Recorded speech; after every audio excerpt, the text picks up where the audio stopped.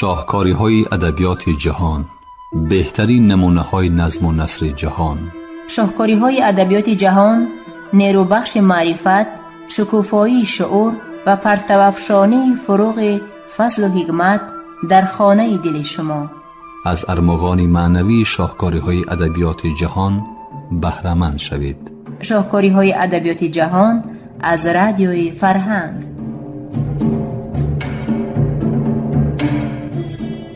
شنوندگان عزیز، گفتارمون را از سلسله خوانشی بدیعی از روی اثری نویسنده داغستانی رسول غمزاتف داغستانی من در قرائت عبدالجلیل امان بشنوید. گفتار 8.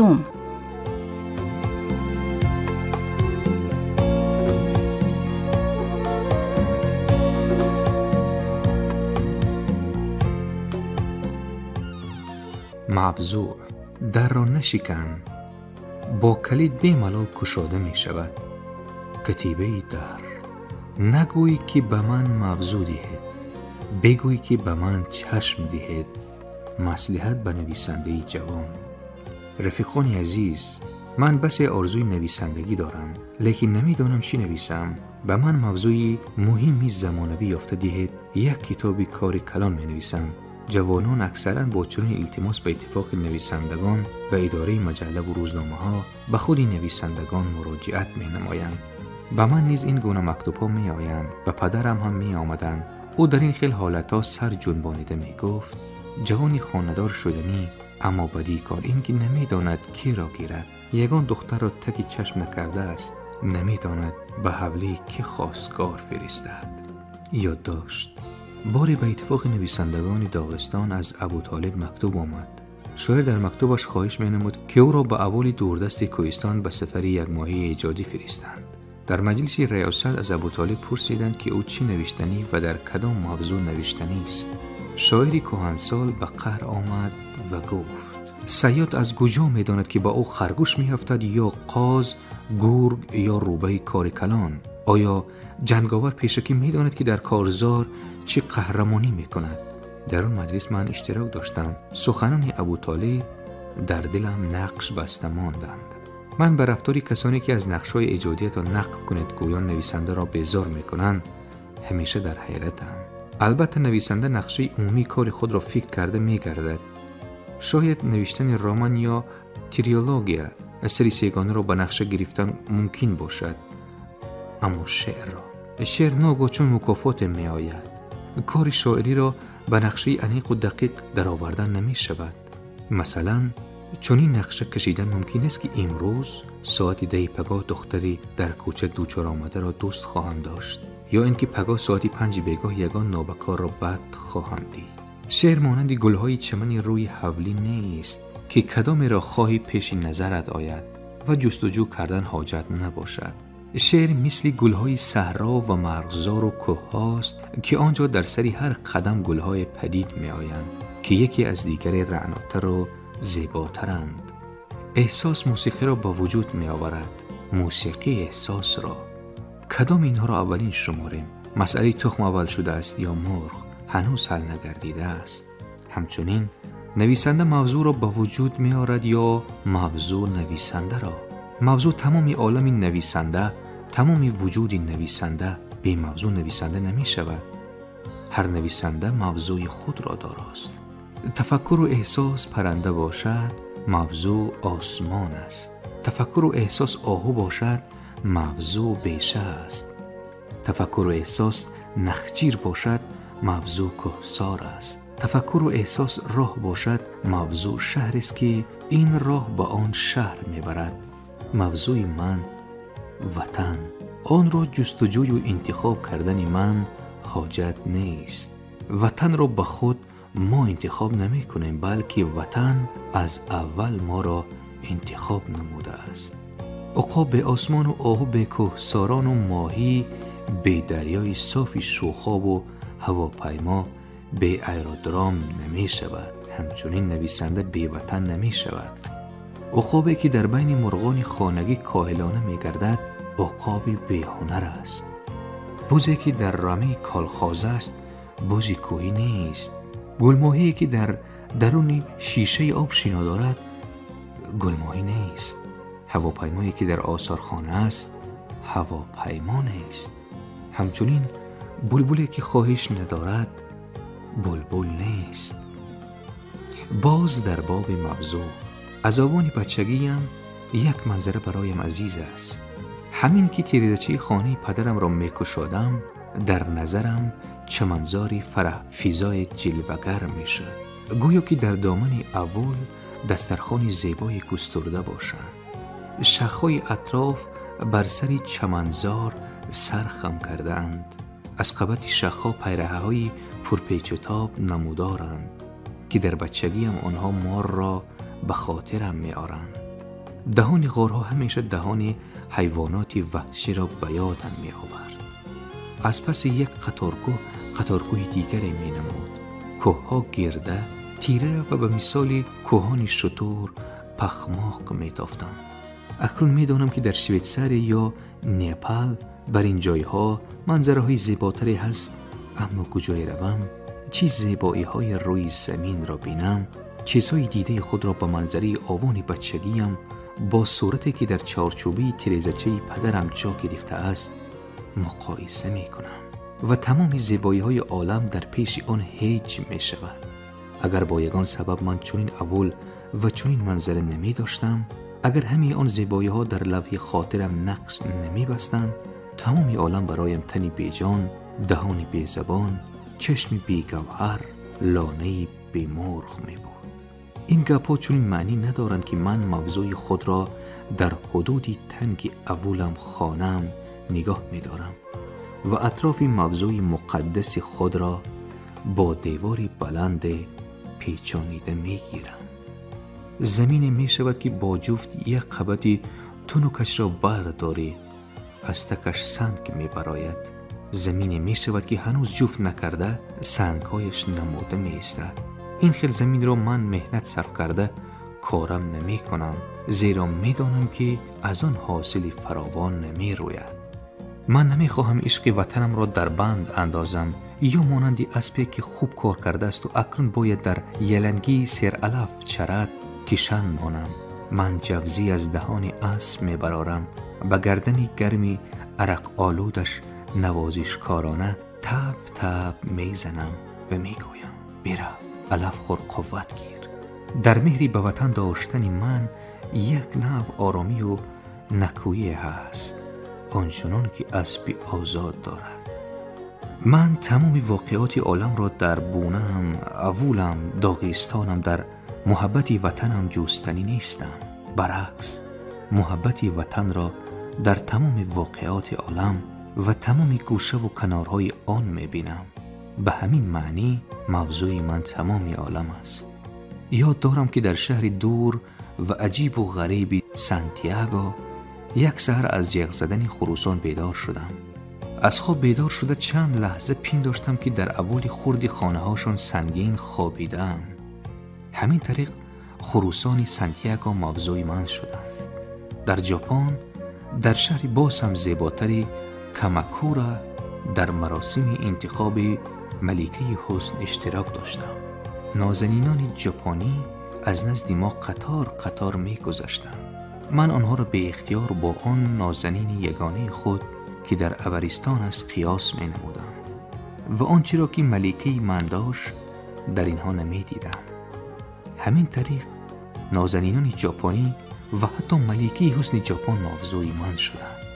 در نپال معبدهای بودایی، قصرهای شاهی، 22 چشمه را که آبش به همه درد و بلاهای جهان دواست مدعای تب تماشا کرده در آخر به کوههای بلندی کتمند برآمدم. آن کوهها داغستانم را به یاد آوردند و از تماشایشان دلم چنان گرم شد که از دیدن معبد و قصرهای با شکوه و پرحشمت این طرز نشده بود. کوههای مقرری به نظرم از انشاءات غرایب معماری عزیزتر نمودند. از دل گذرانیدم که نه آب آن چشمه سحرانگیز بلکه این کوهها به همین درد و بلاها دوایند. همین طریق معبدهای بودایی و کوههای نپال ناگاه موضوع من شدند. مرا پس از تماشای شهرهای کلان سرآدم هندوستان به یک دهچه نزدی کلکته بردند. در خرمنجای وسیع غله می کوفتند. برزگاوا از بالای درزه های گندم طلا رنگ دور می زدند. آنها آهسته آهسته دور می زدند و با سمهای خود غله طلا رنگ می کوفتند. از دیدن این منظره دلم چنان بالید که از تماشای یگان آثارخانه، یگان تئاتر جهان اینچنین شادی نکرده بودم. اولی خودمان آوان بچگی خود را دیدگی برین شدم. همین طریق دهچه نزدیک کلکته موضوعی من شد. دیدم که کوهستانیان اندونزی مثل کوهستانیان ما دف می زدند. در کوچه‌های نیویورک مردی کفکزی چکمنی چرکسی در تن می گشت.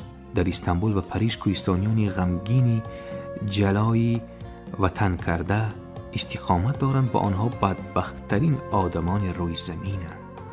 در لندن اسباب‌های کوزه‌گران مشهوری بلخری نمایش داده می‌شد. در ونیزیا دروازه‌های اولی صافگره تماشابینان را مات و مبهوت می‌کردند. در دکان کتاب‌های کهنه در پیتربورگ کتابی را درباره شامل دچار کردم. به کجای روم در کجای باشم رشته‌های نازک مرا به داغستان می‌پیوندند. دشوار است حال آن جنگاور که سویش یک بار چند شمشیر زن حمله می آورد.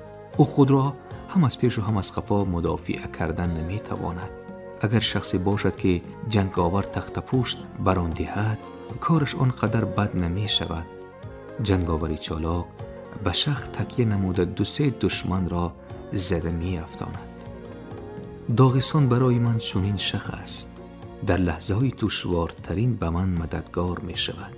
سیاحان با خود تأثیرات کشورهای تماشا کردهشان را می آورند، اما فقط بخت من نمی تابد. کجای روم همیشه سرودهای داغستان می آورم. در هر شعری نوم داغستانم را گویا اثری نو نمی شناسم، درک می کنم و به آن دل می بندم. مهر داغستانی عزیزم در دلم بی پایان است. از دفترچه خاطرات. عقاب، سرودی از همه دلپسندت کدام است؟ سرودی کوههای بلند. ماه خورک، سرودی از همه دلپسندی تو کدام است؟ سرودی بحر نیلگون. زاغ، سرودی از همه دلپسندی تو کدام؟ سرودی لاشخوری در کارزار. ادبیاتم پرنده ها دارد، عقاب ها و ماه خورک ها. یکی وصفی کوه ساران می کند، دیگری ترانه بحر دمان می خواند. هر کدام وطنی دارد و موضوعی، اما زاغ‌ها نیز هستند. آنها بیشتر خود را می پسندند. زاغ هنگام کافته خوردن چشمان میت در کارزار اندیشه ندارد که آن چشمان قهرمان است یا بزدل. ادیبانی را می دانم که امروز کاری می کنند که برایشان امروز فایده دارد، فردا به کار دست می زنند که فردا نفع می آورد. باز در باب موضوع صندوق پر بساط. سخن کلید این صندوق، اما بساط صندوق باید از آن خودت باشد، نه مال کسی. بعضی ادیبان 100 موضوع را دست میزنند و یگان تاش را حل نمی کنند. آنها سرپوش صندوق را اندکی کشاده لطه پته های روی آن را تیت کرده می پرتایند و به سر صندوقی دیگری می شتابند. اگر صندوق را صاحبش می کشد، می دانست که چیزها را با احتیاط یک تا گیرد. از تک همون صندوقچه زرین آرزوی دلش می براید. آدمانی که از سر یک موضوع به سر موضوع دیگر پریده می گردند، به دلگاوی سرزنی کوهستانی می مانند. او 28 مرتبه زن گرفته، عاقبت تماما بی زن مانده است. اما موضوع را با یگان زنی نکاحی هم برابر کردن ممکن نیست. همچنین با مادر یگانه با فرزند یگانه قیاس کردن درست نیست، زیرا کس گفته نمی تواند که این موضوع من است و یگان آدم به آن دست نزند. موضوع از آن من، اما به همه دیگران نیز دست رس است. من باری شنیدم که یک نویسنده دیگر را برای دزدیدن موضوعش نفرت میکرد. او میگفت به تو کی حقوق داد که درباره ارچی قزاق نویسی؟ تو میدانی که این موضوع من درباره ارچی قزاق من نوشته ایستادم. این کاری تو دزدی روی راست. آن نویسنده چنان به هیجان آمده بود که گویا همین حالا محبوبش را دزدیده باشند. جوابی که او شنید مناسبت مردی کوهستان بود. کسی ایمان می شود که شمشیرش براتر و گیراتر است. عروس نه از آن شخصی است که به خانه وی خواستگار می فرستد، بلکه از آن کسی است که او را زنی خود کرده است. بگذار موضوع ایرچی چون همین موضوعهای دیگر از آن کسی شود که بهتر می نویسد. آره، نویسندگان گوناگون بیخبر از یکدیگر همان یک موضوع را انتخاب و حل کرده می توانند. در ادبیات کالخواز نمی شود. هر نویسنده میدان خود، قطعه خود را دارد. هرچند قطعه او خرد است، ولی من به کسی نمی گویم که از بس که اکنون حتی خودم به قطعه هایم قریبی نمی کنم، شما هم به میدان من نزدیک نهایید. در سری وات من نه سگ را می بینید نه قراول ملتقدار را. زیمن کجاست آن وات من؟ چه خیل آن را جدا کنم و اطرافش را چگونه دیوار گیرم؟ موضوع من مرغزار ممنوع و محراب مسجد نیست که در آمدن آدمی بیگانه ممکن نباشد. یک وقت انجمن نویسندگان داغستان شد و در آن بحث به میان آمد. ناطقی گفت درباره کشورها و خلقهای دیگر نوشتن داغستانیان چی لازم؟ بگذار درباره اسپانی ها، در حق ژاپن ها، درباره صنعت اورال نویسندگان ساکنی اورال نوشتن گیرند. اگر پرنده در باغ لانه داشته باشد، آیا با باغ دیگر رفته خانش می کند؟ آیا با وادی که زمینش به این هم خواب و حاصل خیز است، از که سر خاک برده ریختن حاجت است؟ اگر روغن دنبه کرد را آب کردنی باشی، با آن باز روغن انداختن لازم است؟ در انجمن از جمهوری دیگر مهمان بود. او به ناطق چنین جواب داد: حیوانی وحشی هم مثل پرنده لانه دارد، اما آفتاب به همین حیوانات وحشی برابر گرمی می دهد، چنان که باران به همین درختان برابر آب می باشد. رنگین کمان به چشم همین آدمان یک خیل می نماید. در کوههای بلند هم، در دههای تاریک هم برابر رعد و برق می شود. از برنج مملکت دیگر هم پلوی با مزه می شود. من به انجمن شما از راه دور آمده ام. فقط برای شما را تبریک گفتن آمده بودم، ولی اکنون پی می برم که به کوه و بحر، به مردان نجیب و زنان زیبا و پرشان شما دل بستم. اگر درباره شما چیز بنویسم، همدیارانم از من منتدار می شوند. شما هم درباره کشوری من نویسید، ضرر نمی کند. نویسنده در انتخاب خود مثل انتخاب محبت آزاد است. آیا محبت اول اجازت پرسیده بعد در دل کسی جا می شود؟ اهل انجمن به سخنهای مهمان کفکوبی کردند، زیرا سخنانش چون سینان راست و تیز بودند.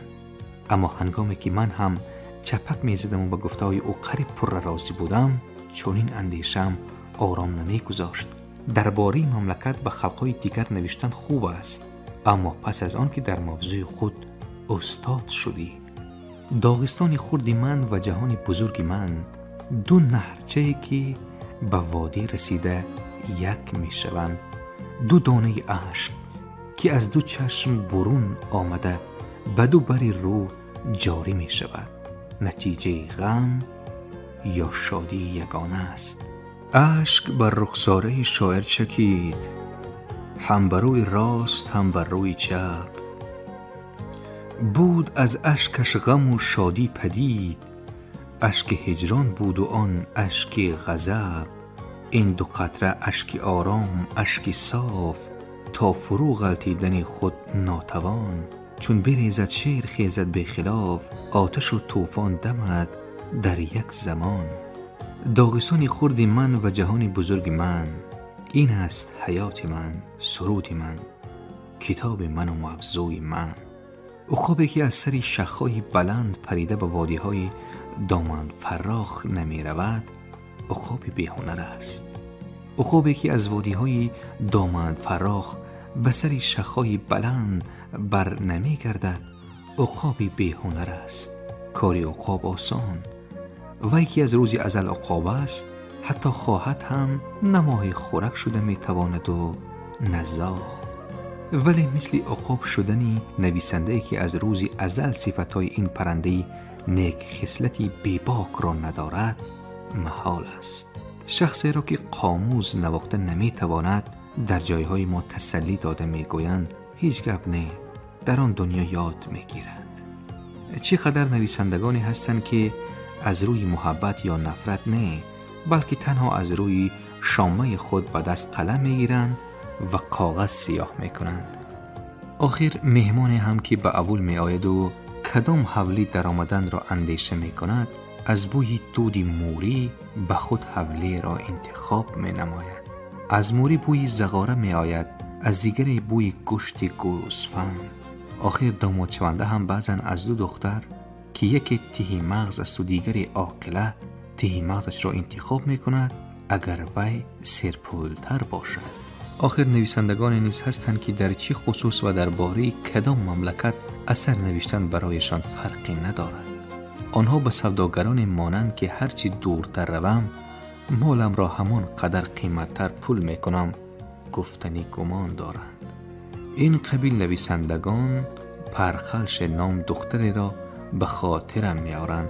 او عقیده داشت که در اول خودش جوان سزاوارش نیست و به امید جوانی ارزنده از اول دیگر شوهر نکرده می نشست. البته پی بردن دشوار نیست که عاقبت پیر شد آن دختر او را خریدار نشد. قصه بیشروی دو کوهستانی از اول برآمده بیشه می روند تا یوغواری آرند. یوغای کهنه ظاهرا از کار برآمدند. کوهستانی یکم زود یک درختی موافق را یافته دو شاخ خشکی یوغبابش را بریده گرفت، اما به نظر رفیقش یک درخت از دیگری بهتر می نمود و او از این هم بهترش را می جست. به همین منوال تمام روز در بیشه سرگردان شد و یارای آن نداشت که درختی را انتخاب نموده شاخ درکاریش را بریده گیرد. نهایتی کار دو چاخچه را برید که آنها از شاخه های پیش واخورده بدتر بودند. او به خانه‌اش بیگاهی برگشت که در این وقت آن کوهستانی یکم با یوغی نو زمین را شدگار کرده شده خانه می رفت. این قصه را به من ابوطالب به آن مناسبت حکایت کرده بود که یک شاعر داستانی از سفری خدمت دور دو شعری سست نوشته آمده است. سرودی را که در دیار خود یاد نگرفتی دور از کشورت رفته یاد نمیگیری. خلاصه نمود نصیحت خود را شاعری پیر و بعد علاوه کرد: شاعران گاه به کوهستانی مانند که تمام روز کلاهش را جسته است و حالان که کلاه در کله بی مغز خودش بوده است.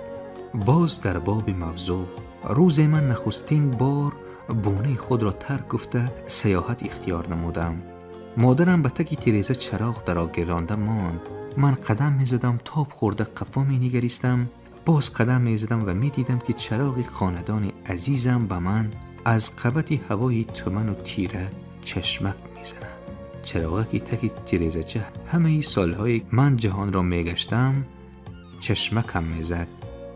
بعدی آن که خانه برگشتم و از درون خانه ایستاده به آن تیریزچه نگریستم تمام جهان بزرگ را که در ظرف حیات خود گشته‌ام دیدم. به نویسنده که موضوع می دهد کله، چشم، گوش، دل دادن از این آسان‌تر است. نویسندگانی که موضوع را نه از روی محبت یا نفرت بلکه از روی شامه درسترش بوی کرده می جویند فرزندی دوران خود شده نمی توانند. آنها فرزندی زمان، فرزندی یک روزند. آنها به عروسی کر شباهت دارند.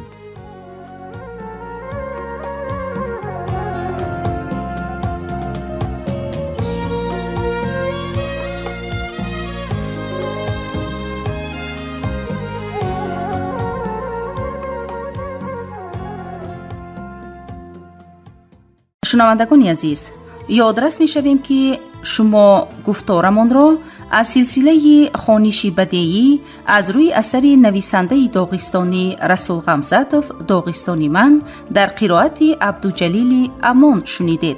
کارگردان موجیگول یوسفوه. پایان گفتار 8.